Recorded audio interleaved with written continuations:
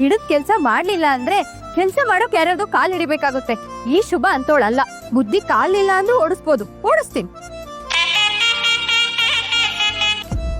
Hello ಶುಭ, com Vinayaka bus stop ಹತ್ರ ಹೋಗ್ತೀನಿ ಅಂತ ಹೋದ್ಲು ಕಣೆ. ಓ ಹೌದಾ? ಅಮ್ಮ ಬರ್ಬೇಕಾದ್ರೆ ಬಸ್ ಮೇಲೆ ಅಮೃತಧಾರೆ ಪೋಸ್ಟರ್ ನೋಡ್ದೆ, ಅತ್ತೆ ಅದ್ನೇನಾದ್ರೂ ಹುಡ್ಕೊಂಡ್ ಹೋದ್ರಾ ಅಂತ.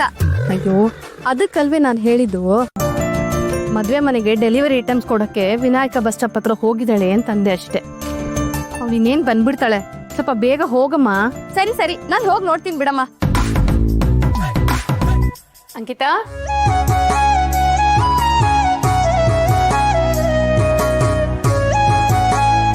ಅಮ್ಮ ತಿನ್ನಕ್ಕೇನು ತಂದಿಲ್ವಾ?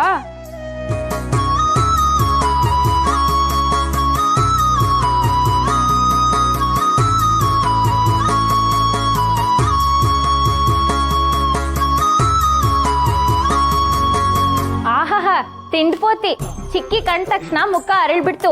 ಮೇಡಮ್ ನೆನ್ಪಿರ್ಲಿ, ನಿಂಗೆ ಮನೇಲಿ 3 ಜನ ಅಕ್ಕಂದ್ರು, ಅದ್ರಲ್ಲಿ ನಮಗೂ ಪಾಲಿದೆ. ಏನಾದ್ರಮ್ಮ ಮ್ಯಾಟ್ರಿಮೋನಿಲಿ? ಸುಮ್ನಿರೆ, ಅಪ್ಪ ಮಲ್ಕೊಂಡಿದ್ದಾರೆ. ಎದ್ದೇನಾದ್ರು ಕೇಳಿದ್ರೆ ಏನ್ ಹೇಳ್ತೀಯ?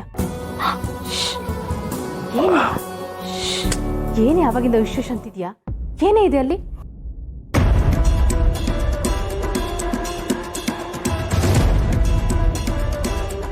ಬುದ್ಧಿ, ನಮ್ಮ ಮನೆ ಪರಿಸ್ಥಿತಿ ನಿನಗೆ ಮೊದಲೇ ಗೊತ್ತಿದೆಯಲ್ವಾ? 4 ಜನ ಹೆಣ್ಮಕ್ಳು. ಇಂಥ ಟೈಮಲ್ಲಿ ನಿನ್ನ ತವ್ರ ಮನೆಯವ್ರು ಕೊಟ್ಟಿರೋ ಒಡವೆನ ಆಡೆ ಇಟ್ಬಿಟ್ಟು ಮ್ಯಾಟ್ರಿಮೋನಿಗೆ 3 ಲಕ್ಷ ಕಟ್ಟಬೇಕಿತ್ತಾ? ಅಂಕಿತಾ,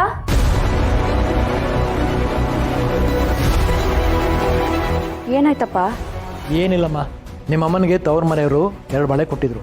ಅದನ್ನು ಅಡ ಇಟ್ಟು ನಿನ್ನ ಮದುವೆಗೆ ಗಂಡು ರೂಪಕ್ಕೋಸ್ಕರ ಮ್ಯಾಟ್ರಿಮೋನಿಗೆ 3 ಲಕ್ಷ ಕೊಟ್ಟಿದ್ದಾಳೆ.